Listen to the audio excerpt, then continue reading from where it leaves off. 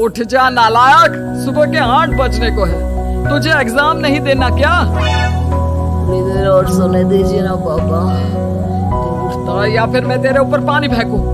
रोज गधों की तरह सोता रहता है, पेपर की कोई टेंशन ही नहीं है। और एक हमारा समय था जब हम पेपर में फेल होने के डर से रात भर पढ़ा करते थे, सो ही नहीं पाते थे। तो क्या आप उसका बदला मुझसे लेंगे? मैं 15 मिनट बाद उठ जाऊंगा, आप प्लीज जाइए, मुझे डिस्टर्ब मत कीजिए। इतना कहकर रौनक रजाई ढककर फिर से सो जाता है। तू ऐसा नहीं मानेगा, रुक मैं अभी पानी लेकर आता हूँ। बस फिर क्या था, इतना कहकर वो भागते हुए बाथरूम में जाते हैं और पानी की एक बड़ी सी बाल्टी लाकर रौनक के ऊपर फेंक देते हैं। पानी पड़ते ही रौनक झट से उठ जाता है। ये आपने क्या किया पापा? अब तो उठेगा नहीं तो यही करना पड़ेगा ना। वैसे थैंक्स डैड, आपके कारण ना अब मुझे नहाने की भी जरूरत नहीं पड़ेगी। चलिए अब आप माँ से बोलकर मेरे कपड़े निकलवा दीजिए, तब तक मैं ब्रश कर लेता हूँ। वैसे कल ना आप एक काम और करना, नहलाने के साथ साथ मुझे ब्रश भी करवा देना। ये ब्रश करने में ना मुझे बहुत आलस आता है। रौनक की बातों से अरविंद का मुंह खुला का खुला रह जाता है। वो अपनी पत्नी कमला के पास जाता है और रौनक की हरकतों के बारे में बताता है, जिसे सुन उसकी पत्नी हंसने लगती है। तुम अपने बेटे को समझाने के बजाय हंस रही हो। रौनक बच्चा है, धीरे धीरे सुधर जाएगा। आप क्यों उसके पीछे पड़े रहते हो? अभी नहीं सुधरेगा तो कब सुधरेगा? 10वीं क्लास में है रौनक, वो अब कोई बच्चा नहीं रहा। अरविंद के इतना बोलते ही वहाँ रौनक भी आ जाता है। क्या डैड, मैंने आपको एक काम दिया था, वो भी नहीं हुआ आपसे। अरे क्या हुआ बेटा? माँ, मैंने डैड से बोला था कि वो आपको बोलकर मेरे स्कूल की यूनिफॉर्म निकाल दे, लेकिन मेरे पीछे पड़ने के अलावा इनसे एक काम ढंग से नहीं होता। देख रही हो कमला, देख रही हो अपने लाडले को? अरे आप चुप रहिए। चलो बेटा, मैं तुम्हें कपड़े निकाल कर दे देती हूँ। बस ऐसे ही साल पर साल बीतते जाते हैं, लेकिन रौनक के रवैये में कोई बदलाव नहीं आता। वो पहले से भी ज्यादा आलसी और पूरी तरह अपने माता पिता पर निर्भर हो जाता है। 2 साल बाद पता नहीं कहाँ गायब रहता है पूरे दिन, अब तक तो आ जाना चाहिए था। अरे आप इतनी फिक्र क्यों कर रहे हो उसकी? दोस्तों के साथ खेल रहा होगा, आ जाएगा अभी। ये कोई टाइम है खेलने का? 10 बजने वाले हैं, इतनी रात में कौन खेलता है? कमला कुछ कहती उससे पहले ही रौनक वहाँ आ जाता है। मम्मी जल्दी से खाना लगा दो, बहुत भूख लग रही है। तुम्हें तब तक खाना नहीं मिलेगा जब तक तुम बता नहीं देते कि इतनी रात गए कहाँ से आ रहे हो। प्लीज डैड, अब आप एसी पे प्रद्युमन बनकर मेरे सर पर बंदूक लेकर मत बैठ जाना। फालतू की बकवास बंद कर और बता कहाँ से आ रहा है।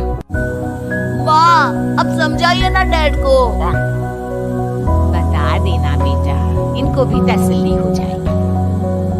आप बोल रही हैं तो बता देता हूँ। मैं दोस्तों के साथ मूवी देखने गया था, इसलिए देर हो गई। तो इन सब चीजों में मेरे पैसे उड़ाता है। कभी 1 रुपया कमाने के बारे में सोचा है तूने? जब देखो हवा की तरह पैसे उड़ाता रहता है। माँ, अब आप इन्हें चुप करा दीजिए, वरना ना मुझे गुस्सा आ जाएगा। अच्छा, क्या कर लेगा? बता ना, क्या कर लेगा तू? से बात तो ठीक ही है, मैं कर ही क्या सकता हूँ? पैसे तो फिर भी मैं आपसे ही मांगूंगा ना। चलिए अब ये सब बात छोड़िए और मम्मी मेरे लिए खाना लगा दीजिए। अभी लगा देती हूँ बेटा। मैं बता रहा हूँ कमला, एक दिन ये ऐसे ही बिगड़ जाएगा। आप क्यों इतना पीछे पड़े रहते हो मेरे बच्चे के? बात की बात में देखेंगे, अभी आप शांति से उसे खाना खाने देंगे। अगले दिन डैडी, मुझे 10,000 रुपए चाहिए। अब इतने पैसे क्यों चाहिए तुझे? डैड, आप बिना सवाल किए कभी पैसे नहीं दे सकते क्या? जब तक तू बताएगा नहीं तुझे पैसे भी नहीं मिलेंगे। अरे, अब आप अपने बेटे को पैसे भी नहीं दे सकते? नालायक, तेरी उम्र के लोग नौकरी करते हैं और एक तू है जो नौकरी करने का नाम ही नहीं लेता कभी। आप लोगों के होते हुए भला मैं नौकरी क्यों करूं? अरे हम कब तक पैसे देंगे तुझे? तुझे भी तो अपने पैरों पर खड़ा होना होगा ना। सौदार के पैरों पर खड़ा हूँ। अपने ही तो पैरों पर खड़ा हूँ मैं। इसी तरह रौनक दिन प्रतिदिन लापरवाह होता जाता है। उसकी लापरवाही को देखते हुए अरविंद और कमला अपने बेटे की शादी कराने का फैसला लेते हैं और 1 महीने के अंदर अंदर ही रौनक की शादी मेघा नाम की लड़की से करा देते हैं। शादी के कुछ दिन बाद, रौनक, मुझे एक अच्छी सी साड़ी चाहिए, आप ला दोगी ना? हाँ, क्यों नहीं। कितने तक की आती है साड़ी? यही करीब 5,000 तक की। तुम चिंता मत करो, मैं आज ही डैडी से पैसे मांगकर तुम्हारे लिए साड़ी ले आऊंगा। आप कब तक ऐसे ही अपने पापा से पैसे मांगते रहेंगे? कोई अच्छी सी नौकरी क्यों नहीं कर लेते आप? डैड के होते हुए मुझे नौकरी करने की जरूरत ही क्या है? पर आप ऐसे कब तक उनसे पैसे मांगते रहेंगे? कुछ आपको अपने दम पर भी तो करना होगा ना। अब तुम भी बाकी लोगों की तरह मुझे ज्ञान देना शुरू मत कर देना। साड़ी चाहिए ना तुम्हें, मिल जाएगी बस। इतना कहकर रौनक अपने पिता से पैसे मांगने चला जाता है। डैडी, मुझे 5,000 रुपया चाहिए। अब 5,000 क्यों चाहिए तुझे? वो मेघा को साड़ी चाहिए थी। अरविंद आगे बिना कुछ कहे चुपचाप उसे पैसे निकाल कर दे देता है। कुछ दिन बाद, तुम्हें नहीं लगता कमला, रौनक हम पर पहले से भी ज्यादा डिपेंड हो गया है?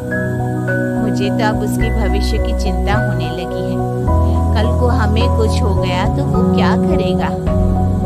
काश तुमने पहले ये सोच लिया होता तो आज हमारा बेटा इतना लापरवाह नहीं होता। तब मुझे कहाँ पता था कि मेरा लाड प्यार उसे इतना बिगाड़ देगा कि वो इस हद तक लापरवाह बन जाएगा। कोई बात नहीं, अभी भी देर नहीं हुई। मुझे पता है उसे कैसे सुधारा जा सकता है। कैसे?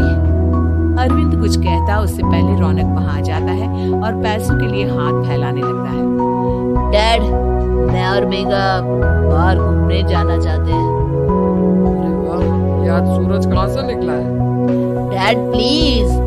अच्छा चलो अब मुद्दे की बात करो। मुझे अब 25,000 चाहिए। अब तुम्हें 1 रुपया भी नहीं मिलने वाला। अगर तुम्हें पैसों की इतनी ही जरूरत है तो कोई ढंग की नौकरी करो।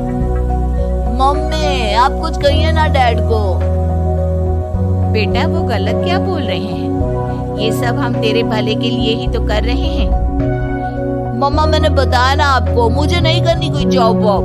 तो ठीक है, निकल जाओ हमारे घर से। तुम्हारे जैसे लोगों के लिए मैंने ये घर खड़ा नहीं किया है। जितना ये घर आपका है ना, उतना ही मेरा भी है। मैं कहीं नहीं जाने वाला। जाना तो पड़ेगा ही तुझे, क्योंकि अब मैं तेरा कोई भी खर्चा नहीं उठाने वाला। ठीक है, मत उठाइए मेरा खर्चा, मैं अपने दम पर भी जी सकता हूँ।